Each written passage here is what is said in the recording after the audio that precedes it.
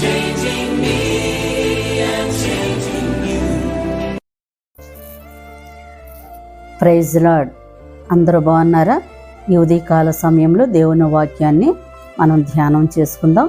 కీర్తనల గ్రంథము 125వ కీర్తన 4వ వచనంలో, యెహోవా మంచివారికి మేలు చేయుము, యథార్థవంతులకు మేలు చేయుము అని దేవుని వాక్యం ఉదయకాల సమయంలో మాట్లాడుతూ ఉండగా, మంచివారికి మేలు చేయము, యథార్థవంతులకు మేలు చేయమని దేవుని వాక్యం సెలవిస్తుంది.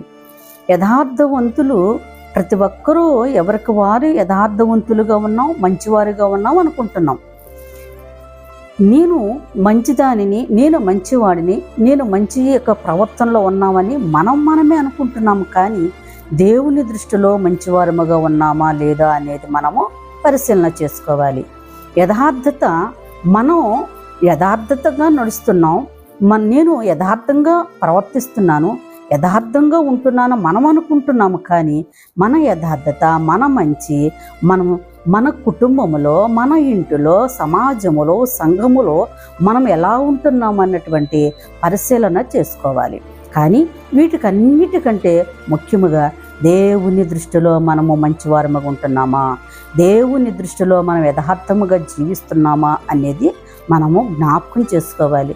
నేనే మంచిదాన్ని, నేను మంచివాడిని, నేను యథార్థంగా ఉంటున్నాం అనుకుంటున్నాము. కానీ భర్త అనుకుంటే నేను మంచివాడిని అని, భార్య అనుకుంటుంది నేను మంచిదాన్ని, యథార్థంగా ఉంటున్నాను అనుకుంటారు. కానీ భార్య భర్తను మోసం చేస్తుంది మంచితనము, యథార్థత లేక. భార్య భర్తను మోసం చేస్తుంది, భర్త భార్యను మోసం చేస్తున్నారు.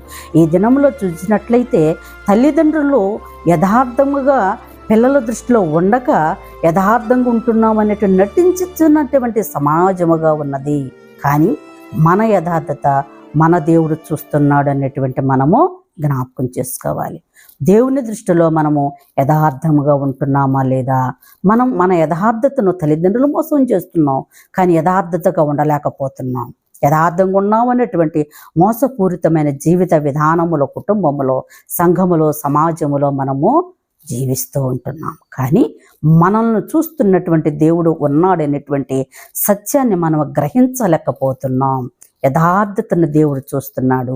ప్రతి మనిషి యొక్క యథార్థతను దేవుడు గమనిస్తున్నాడు. ఆది కాండములో 16వ అధ్యాయములో మనం చూసుకున్నట్లయితే దేవుని వాక్యము హాగరుతో దేవుడు మాట్లాడుతున్నాడు.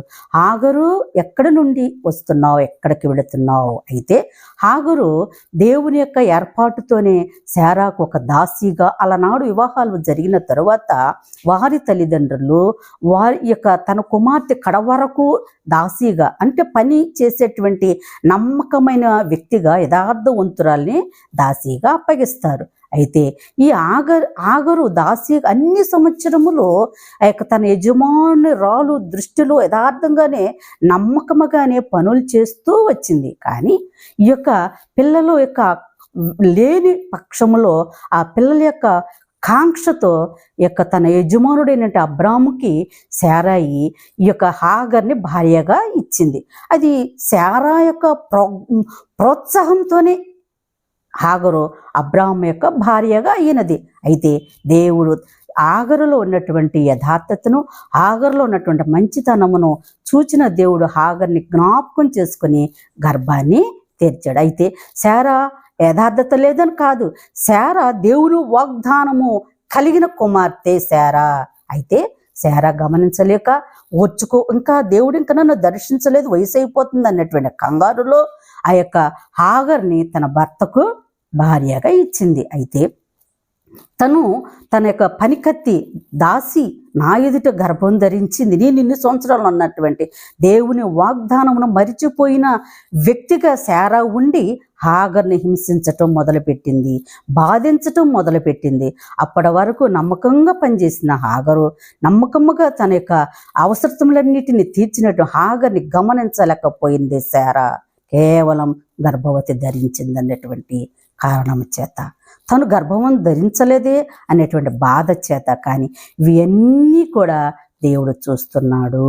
కానీ హాగరు ఎక్కడి నుంచి వచ్చో ఎక్కడికి పారిపోతున్నాడు? దేవుని అడిగినప్పుడు హాగరు దాచుకోలేదు, తను కప్పుకోలేదు. కానీ నేను నా యజమానురాల యొద్ద నుంచి పారిపోతున్నాను. ఒప్పుకుంటుంది, తన తప్పును ఒప్పుకుంటుంది, కప్పుకోలేదు. తన యథార్థత బయలుపరుస్తుంది, కప్పుకోలేదు, దాచుకోలేదు. ఏమంటుంది? నేను నా యజమానురాలు నుండి నేను ఎక్కడికి వెళ్తున్నాను? పారిపోతుంది. ఎక్కడికి వెళ్తుంది తనకు తెలియదు, కానీ పారిపోతున్నాను. తన యథార్థత.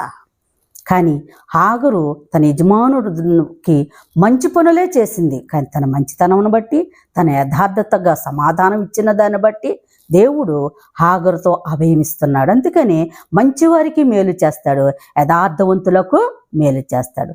దేవుడు హాగరుతో అన్నాడు, మరలా నువ్వు వెళ్ళి అణిగిమణిగి ఉండుము.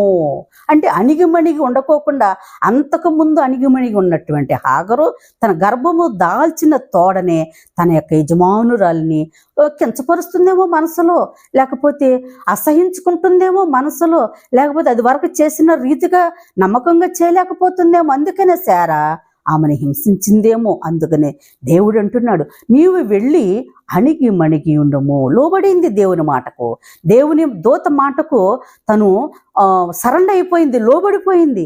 కనుకనే మరలా తిరిగి ఇంకంత మాత్రమే కాదు, దేవుడు అంటున్నాడు హాగరుతో, నీ సంతానమును విస్తరింప చేస్తాను. అణిగిమణిగి ఉండే ఒక మాటే కాదు, దేవుడు అంటున్నాడు, ధైర్యపరుస్తున్నాడు. నీ సంతానమును విస్తరింపచేస్తాను, ఆశీర్వదిస్తాను, 12 రాజ్యములుగా నేను. దేవుడు ఎంత నమ్మదగిన దేవుడు, ఎంత ప్రేమించే దేవుడు, ఎంత ఆదరించే దేవుడు, ఎంత ధైర్యపరిచే దేవుడు. హాగర్ని ధైర్యపరిచిన దేవుడు నీవు యథార్థంగా జీవిస్తున్నట్లయితే అదే దీవెన నీకును దేవుడు దయచేస్తాడు. ఒకవేళ తల్లిదండ్రులను మోసం చేస్తే యథార్థతను కోల్పోతున్నావా? భర్తను మోసం చేస్తూ యథార్థతను కోల్పోతున్నావా? భార్యను మోసం చేస్తూ యథార్థతను కోల్పోతున్నావా? కుటుంబములో సమాధానమును చెదరగొట్టుకుంటున్నావా? కుటుంబంలో దీవెనలను పోగొట్టుకునేటువంటి పురుషుడిగా ఉంటున్నావా? స్త్రీగా ఉంటున్నావా? పిల్లలుగా ఉంటున్నావా?